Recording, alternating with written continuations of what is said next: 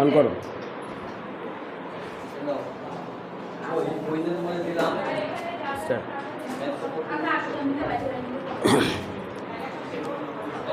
আসসালামু আলাইকুম, সবাই কেমন আছেন? আচ্ছা, আমরা গত ক্লাসে যে জাপানের সভ্যতাটা পড়েছি, সবাই পড়া হয়েছে এটা?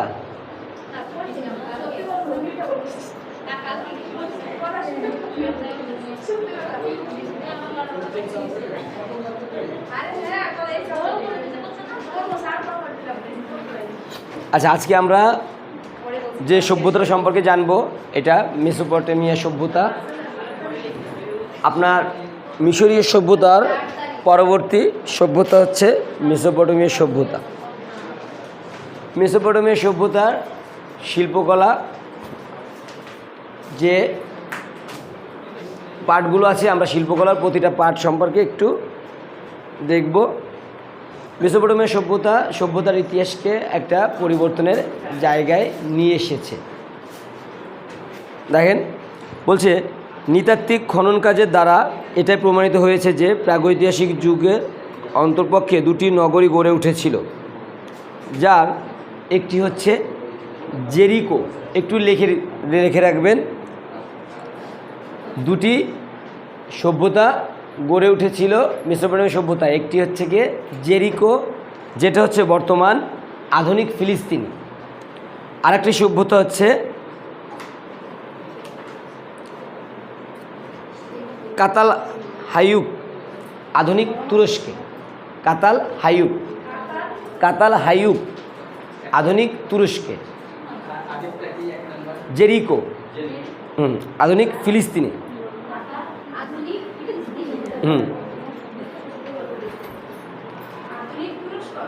হ্যাঁ, এই দুটি নগরীর জীবনযাত্রা কৃষিজীবী মানুষের দ্বারা সৃষ্টি হয়েছিল। 400 খ্রিস্টপূর্বাব্দের কিছু পরে গোড়াপত্তন হয় টাইগ্রিস ও ইউফ্রেটিস নদীর মধ্যবর্তী অঞ্চলে। সভ্যতাটি আধুনিক ইরাকে অবস্থিত। কাতাল হাইউক।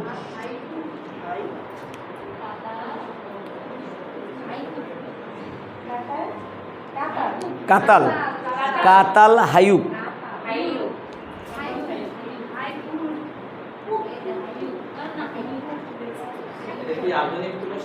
আধুনিক তুরস্কে, ফিলিস্তিনে।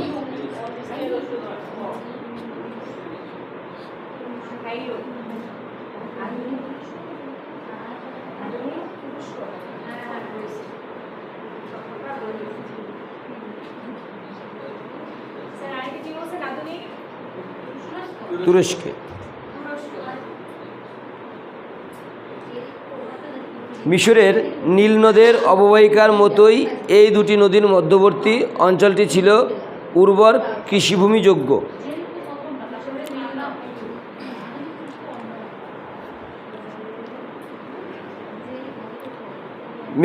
মেসোপটেমিয়াতে ঝড় ও বন্যার মতো প্রাকৃতিক দুর্যোগ ছিল।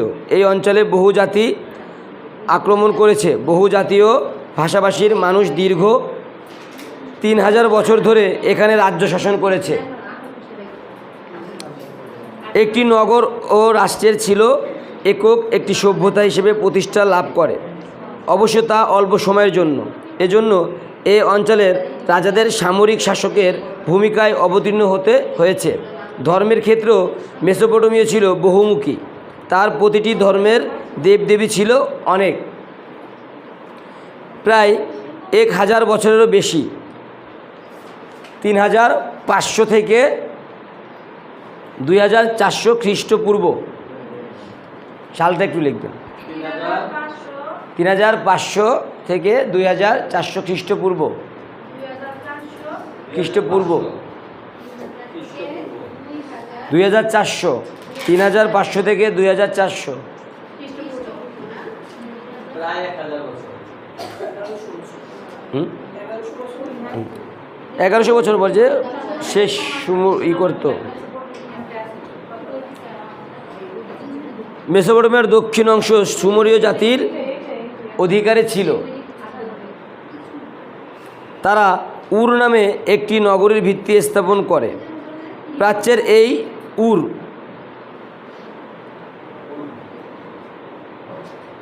প্রাচ্যের এই সভ্যতার প্রধান অবদান ছিল সাহিত্য, বিজ্ঞানে এবং শিল্পকলায়। এছাড়া বড় অবদান ছিল লেখার আবিষ্কার। এই যে দেখেন, একটা সভ্যতা আর একটা সভ্যতার সঙ্গে যে খুব সম্পৃক্ত, এইটার যেটা বলা হয়েছে মিশরীয় সভ্যতাতেই কিন্তু লেখন পদ্ধতির আবিষ্কার। এই মিশরীয় সভ্যতার মধ্যেই কিন্তু মেসোপটেমীয় সভ্যতাটা জড়িত এবং মূল আবিষ্কার হয়েছে এই মেসোপটেমীয় সভ্যতার সময়।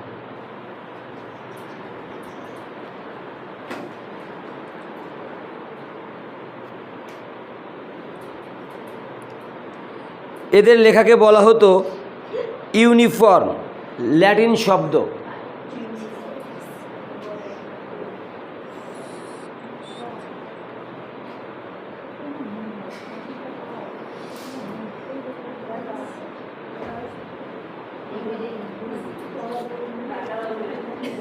এই কথাটা লিখেছেন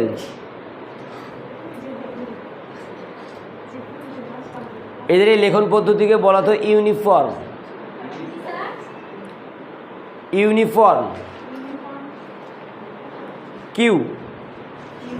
কিউনিফর্ম।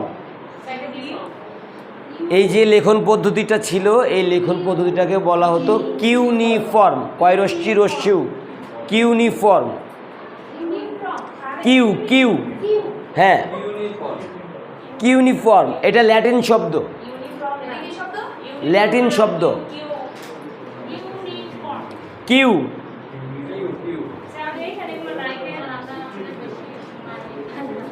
ওখানে তো আপনাদের প্রশ্নর ছোট ছোট অ্যান্সার দেওয়া, আমি তো আপনাকে সভ্যতা পড়াচ্ছি। আমি এইগুলো যে ছোট ছোট জায়গাগুলো ইন্ডিকেট করে দিচ্ছি যাতে এই সভ্যতার এই জিনিসগুলো মনে থাকে।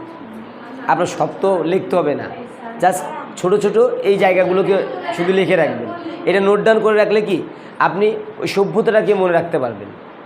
আপনার সব তো লেখার দরকার নেই।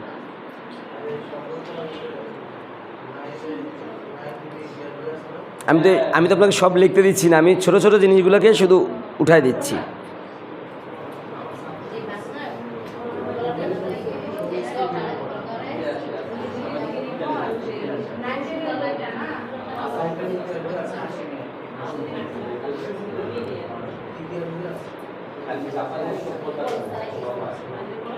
দেখেন, এই যে লেখন পদ্ধতিটা মেসোপটেমিয়াতে তারা কিভাবে লিখত, তারা সূচের মতো এরকম লম্বা কাঠির দ্বারা কাদামাটির ফলকের মধ্যে লিখত।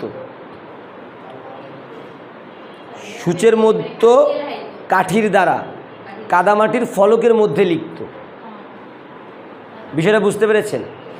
আমাদের এই চিত্রকলায় কালীকাঠি নামে একটা হচ্ছে গিয়ে আর্ট আছে, আপনারা শুনতে পারেন।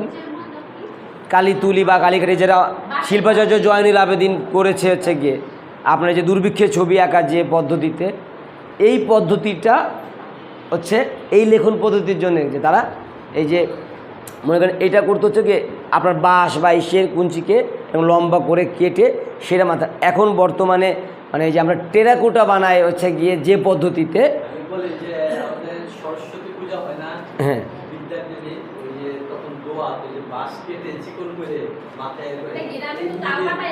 না এই যে আমি বলি আপনার, এই যে আপনারা টেরাকোটা দেখেছেন, এই যে মাটিতে দিয়ে যে হচ্ছে গিয়ে বিভিন্ন জিনিসের আকৃতি যে হচ্ছে মাটির মধ্যে করা হয়, এই টেরাকোটা পদ্ধতিতে যেভাবে কাজ করা হয় এইটাই ছিল লেখন পদ্ধতির সিস্টেম। হচ্ছে মানে বাঁশটাকে এরকম কাঠিটাকে ছেঁচে ইসের মতো ছুরি বা কলমের মতো বানিয়ে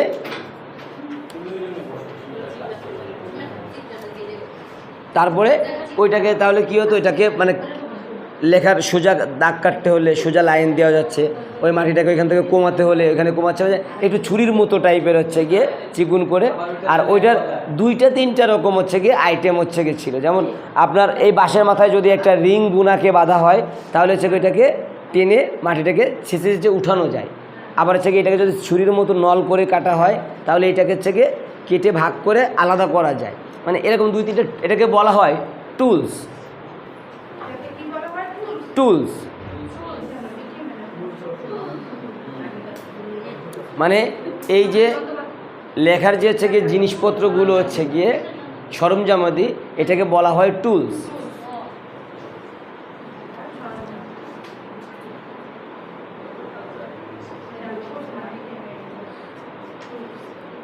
দেখেন এই মেসোপটেমিয়ায় যে জাতিসত্তা ছিল তাদেরকে বলা হতো সুমেরীয়। এই সুমেরীয়দের প্রধান মানে শিল্প উন্নতির জায়গা ছিল সাহিত্য।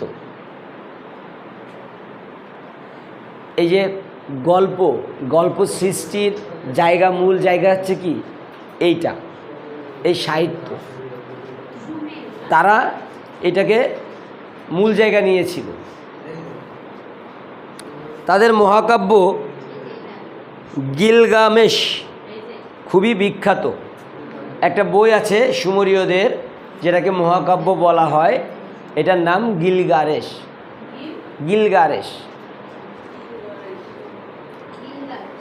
গিলগামেশ, গয়রস্যি ল গা ময়েকার তালিবস্য, হ্যাঁ গিলগামেশ। এই মহাকাব্য বাইবেলের সাহিত্যকে প্রভাবিত করেছিল। স্থাপত্য তাদের অবদান কম নয়। তাদের সুউচ্চ মন্দির নির্মাণ করেছিল যাকে বলা হয় জিগুরাত।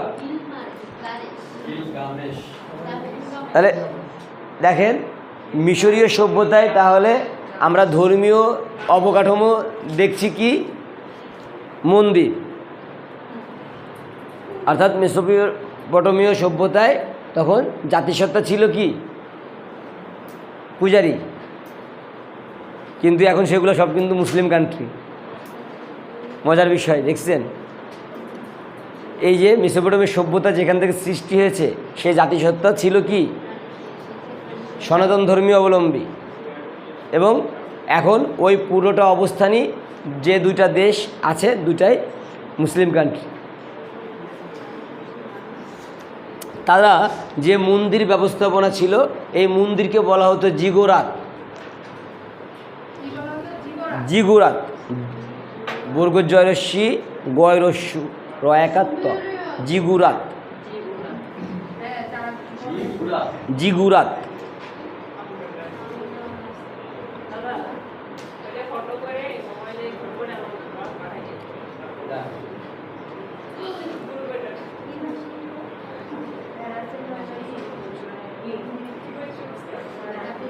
এবং এই যে মেসোপটেমিয়ার 2টা অংশ ছিল, একটা উত্তর আর একটা দক্ষিণ। যেহেতু এই যে বললাম না 2টা, আমরা প্রথমেই কিন্তু বলে আসছি যে এই যে 2টা পার্ট হচ্ছে গিয়ে বিভক্ত ছিল।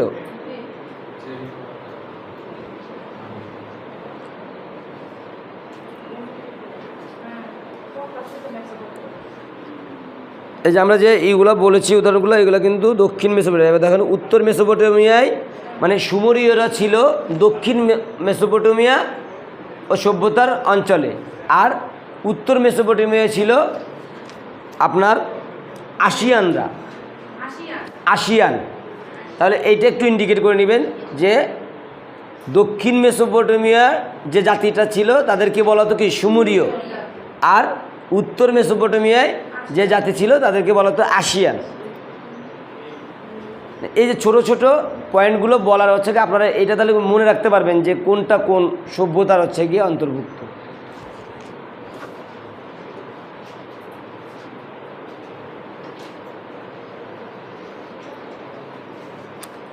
দেন দক্ষিণের ব্যাপারে তারা দীর্ঘদিন চুপচাপ থাকলেও অরাজকতার সুযোগ নিয়ে দক্ষিণাঞ্চল দখল করে নিল। তারা খ্রিস্টপূর্ব 1300 থেকে 612 সাল পর্যন্ত এই অঞ্চল দখল করে রাখে। আসিয়ানরা ছিল উচ্চাকাঙ্ক্ষী এবং আক্রমণকারী চরিত্রের জাতি। ফলে তারা মিশর থেকে পারস্য উপসাগরীয় অঞ্চল পর্যন্ত তারা রাজ্য জয় করে। তাদের নৃশংসতা ইতিহাসে কিংবদন্তি হয়ে আছে। খ্রিস্টপূর্ব 8ম শতাব্দীতে ইসরায়েলের একজন নবী আসিয়ানদের অত্যাচার সম্বন্ধে ভবিষ্যৎবাণী করেছিল। আসিয়ান রাজা শাসনামলের সার কী করে সোমরীয়রা এবং এক আসিয়ান রাজ্যকে ধ্বংস করেছিলেন এবং জেরুজালেম হুমকির শিকার হয়েছিল তার বর্ণনা পাওয়া যায়। তারা রাজা হেজিকিয়া এবং ঈশ্বরকেও অবজ্ঞা করেছিল। পুরাতন নিয়মের নুহুম নামক ক্ষুদ্র পুস্তকের সম্পূর্ণটাই এই বিবরণে পরিপূর্ণ। খ্রিস্টপূর্ব 7 শতাব্দীতে আসিয়ানরা মেডিস, ব্যাবিলনিয়া এবং স্কাইথিয়ানদের মিলিত শক্তির কাছে পরাজিত হয়। তারা যুগভাগে আসিয়ানদের রাজধানী নাইনভেও দখল করে নেয়। পরে পুনরায় ব্যাবিলনিয়ান সাম্রাজ্যের প্রতিষ্ঠা হয়, যাকে ঐতিহাসিকগণ নব্য ব্যাবিলনিয়ান নামে আখ্যায়িত করে। এই সাম্রাজ্য 1 শতাব্দীর কম সময় টিকে থাকে। বাইবেলের কাহিনীতে এই ব্যাবিলন রাজা নেবুকাদনেজারের কথা আরও খারাপভাবে উল্লেখিত রয়েছে, কারণ তিনি জেরুজালেম ধ্বংস করেছিলেন। তিনি সম্মেলনে উপাসনা গৃহ বিভক্ত করেছিলেন এবং সম্ভ্রান্ত ইহুদিদের বহিষ্কার করেছিলেন। এই নব্য ব্যাবিলনিয়ান সাম্রাজ্য অবশেষে মেডিস ও প্যারিসের রাজা সাইরাস কর্তৃক বিজিত হয়। তিনি 538 খ্রিস্টাব্দে ঘোষণা দেন যে বহিষ্কৃত ইহুদিরা দেশে ফিরে আসতে পারবে। আপনার এইখানে দেখেন আসিয়ানরা পরাজিত হয় কত সালে? আসিয়ানরা পরাজিত হয় আসিয়ানরা 1300 থেকে আপনার 612 সাল পর্যন্ত অঞ্চল হচ্ছে গিয়ে ওরা ধরে রাখে। তারপরে হচ্ছে গিয়ে আপনার ওরা পরাজিত হয়।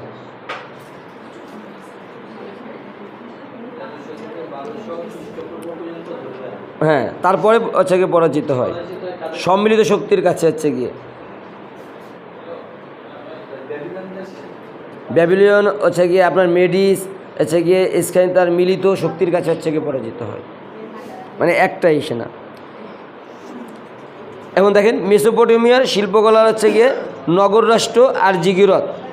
এই যে দেখেন মেসোপটেমীয় সভ্যতায় এই যে নগরায়নের যে বিষয়টা, তারা ওই সময় যে নগরায়ন করেছে, এখন আধুনিক বিশ্ব মানুষ এটা চিন্তা করতে পারে না। তাদের আপনার নগরায়নের যে পদ্ধতি ছিল, একই টাইপের অবকাঠামো, জল নিষ্কাশন ব্যবস্থা, ড্রেন ব্যবস্থা। এই যে আমাদের এখন তো বৃষ্টি হলে সব ডুবে যায়, আর তাদের সময়ে জল নিষ্কাশনের এমন ব্যবস্থা ছিল যে ওই পানিকে আবার তারা রিপেয়ারিং করে ওই পানিকে আবার পুনরায় ফেরত আনতে পারত। মানে একদিক থেকে পরিষ্কার পানি ঢুকবে, একদিক থেকে নোংরা পানি বের হয়ে যাবে। আমাদের বর্তমান সময় হচ্ছে গিয়ে কোনো মানে বিশ্বের কোনো দেশেও এই ব্যবস্থা নাই। মানে বড় বড় হচ্ছে যত উন্নত কান্ট্রি আছে, কোনো দেশে এই ব্যবস্থা নাই। আর সেই কত হাজার বছর আগের হচ্ছে গিয়ে সময় তারা এই চিন্তা করেছে এবং তাদের এই নগর ব্যবস্থা এমন ছিল। এবং আমরা এখন যে পালা মহল্লা দেখি হচ্ছে গিয়ে, এটাকে বলা হতো পরগনা ব্যবস্থা। হচ্ছে গিয়ে যে অবকাঠামোটা একটা গণ্ডির মধ্যে আসবে, যে এই পরগনাটা এই দেয়াল পুরোটা, মানে যেটা আমরা যেমন পাড়া মহল্লা বলি, আমাদের পাড়া মহল্লার কি একটা অংশ দিয়ে থাকে না, ইন্ডিকেট করা থাকে না যে এই পর্যন্ত এই মহল্লা, এর পর্যন্ত এই মহল্লা, কিন্তু কোনো দেওয়াল বা পাঁচিল ব্যারিকেড নাই। আর তাদের সময়ে যেটা ছিল, এই যে ব্যবস্থাটা, এই ব্যবস্থাটা তারা পাঁচিল দিয়ে এটাকে আটকে দিত। ধারণা করা হয় যে তারা পশু পাখির আক্রমণ বা হচ্ছে কি এই যে আমাদের এখন যেমন হচ্ছে কি এই যে সন্ত্রাসী, লুটপাট, চাঁদাবাজি, এইগুলোর থেকে হচ্ছে কি আমরা কি নিস্তার পাচ্ছি। তাদের সময়ে চিন্তাটা ওই ছিল যে এই যে গোষ্ঠীটা আছে, এই গোষ্ঠীর মানুষের মধ্যে কেউ যেন ঢুকে আক্রমণ করতে না পারে, কারণ এরা যারা আছে সবাই একত্রিত। এবং তাদের এই গোষ্ঠীগত জায়গায় মিলবন্ধন ছিল। যে মনে করেন যে এই পরগনার যে মানুষ আছে, সবার চিন্তা ধারণা হচ্ছে কি, সবার উঠা বসা, জানাশোনা একই সম্পৃক্ততা ছিল। আমাদের তো পাশের বাড়ির সঙ্গে মিল থাকে না। আর তাদের ওই এক একটা পরগনার মধ্যে তাদের জীবনযাত্রার মান, তাদের হচ্ছে গিয়ে চিন্তা এবং হচ্ছে সবার একত্রতা এক জায়গাতে ছিল। এবং এটার জন্যই তারা পাঁচিল দিয়ে এইভাবে পরগনাকে ভাগ করে করে হচ্ছে গিয়ে নিত। এবং পুরোটা ব্যবস্থা ছিল আপনার নদী সঙ্গে সম্পৃক্ত।